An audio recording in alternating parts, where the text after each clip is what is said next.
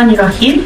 Assalamualaikum warahmatullahi wabarakatuh dan salam sejahtera. Pada hari ini, saya akan mengulas ataupun mereview mengenai sebuah buku yang telah saya baca yang bertajuk Sebenarnya Ilusi karya Paksa Tulis. Paksa Tulis merupakan nama pena bagi seorang wanita yang merupakan penulis novel, iaitu Nurul Aini Bakar, yang merupakan graduan Universiti Pendidikan Sultan Idris dalam bidang pendidikan kimia.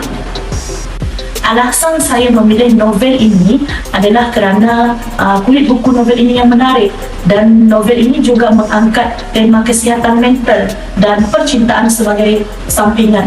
Kita mengetahui bahawa kesihatan mental merupakan isu hangat yang membelenggu remaja pada hari ini, dan saya berpandangan bahawa dengan membaca buku ini saya akan memperolehi banyak pengetahuan mengenai kesihatan mental. Buku ini menceritakan tentang perjuangan dua insan yang bernama Seth dan Orchid yang berjuang melawan kesakitan yang mereka hadapi, iaitu kedua-dua mereka ini mengalami masalah PTSD dan depresi dalam kehidupan mereka. Watak Seth dihadirkan dalam dua latar masa yang berbeza, iaitu ketika Seth masih kecil dan ketika Seth sudah berusia 22 tahun.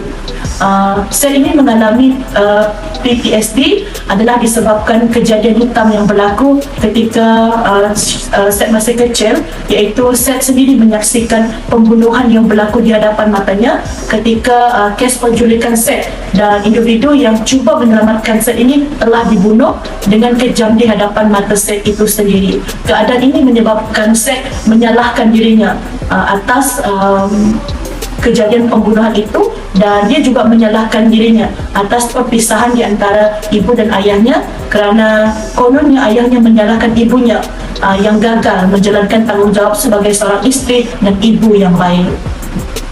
Selain itu, dalam novel ini dipaparkan juga watak Seth sebagai seorang atlet taekwondo Malaysia yang pernah menjadi johan dalam pertandingan taekwondo di Sukan Si Malaysia, yang mana tidak ramai orang mengetahui bahawa Seth ini ternyata mengalami masalah PTSD, dan selama ini susuk ataupun figura Seth ini dihadirkan dengan kesempurnaan dari segi rupa parasnya dan juga kecemerlangan yang beliau kecapi sepanjang kehidupannya. Kemudian dalam novel ini dihadirkan watak Orchid, seorang perempuan yang sudah berusia 30 tahun namun mengalami masalah depresi disebabkan oleh masalah kehidupan yang dialaminya, khususnya masalah beban keuangan yang diletakkan oleh keluarganya kepada dirinya sepenuhnya, sehingga menyebabkan Orchid ini melakukan 4 hingga 5 kerja dalam satu masa. Contohnya, Orchid ini bekerja di sebuah kafe, bekerja sebagai pembantu pendidikan atau penulisan tesis para sarjana, dan juga membuat kerja sambilan, membawa kenderaan dan menyediakan perkhidmatan Grab. Takdir menemukan Orchid dan Seth ini ketika Seth ini menempah Grab, dan Orchid lah individu yang memandu kereta tersebut. Perkara menarik yang dimuatkan dalam novel ini adalah penulis berjaya untuk memuatkan ilmu mengenai masalah kemurungan PTSD untuk diketahui oleh para pembaca. Misalnya dalam beberapa situasi ditunjukkan simptom-simptom kemurungan ini yang berlaku ke atas diri Seth. Begitu juga cara penyelesaian, yang mana dalam novel ini diceritakan apabila Seth ini mengalami gangguan kemurungan ini ataupun PTSD ini, rakannya akan memberikan asam kepada Seth agar keadaan cemas itu dapat diredakan. Begitu juga dengan Orchid, yang mana Orchid ini seorang wanita yang bijak untuk mengendalikan situasi. Walaupun dia hadapi kemurungan, namun dia tetap berjaya untuk mengawal perasaannya, berbeza dengan Seth yang selalu untuk membuat keputusan yang terburu-buru dalam hidupnya. Sehinggalah pada suatu hari Seth ini menemukan diary yang ditulis oleh Orchid, dan dari situlah Seth ini menemukan persamaan dalam diri mereka, dan Seth banyak mempelajari tentang perkara yang baru dan banyak mengambil pengajaran daripada diary yang ditulis oleh Orchid.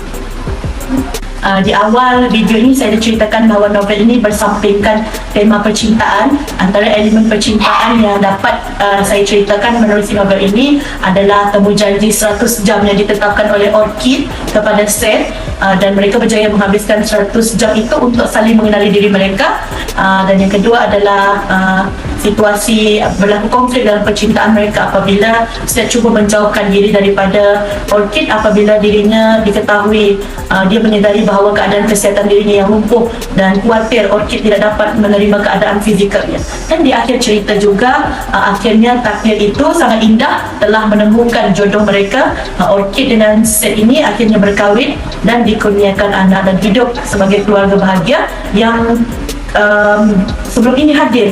Kedua-duanya adalah pengidap penyakit ataupun mengalami masalah kesihatan. Akhir sekali, 3 sebab kerana buku ini wajar untuk dibaca semua lapisan masyarakat, khususnya remaja. Pertama adalah kerana buku ini syarat dengan ilmu pengetahuan mengenai kesihatan mental dan cara ataupun penyelesaian bagi menghadapi cabaran dalam pembelajaran, kerana watak dalam novel ini merupakan pelajar universiti. Yang kedua, novel ini mempunyai unsur percintaan yang ringan dan sesuai dijadikan bahan bacaan bagi menghilangkan stres. Dan yang ketiga, buku ini wajar untuk dibaca kerana buku ini mempunyai bahasa yang baik, mudah difahami dan sesuai untuk dijadikan contoh bagi individu yang ingin menceburkan diri dalam bidang penulisan.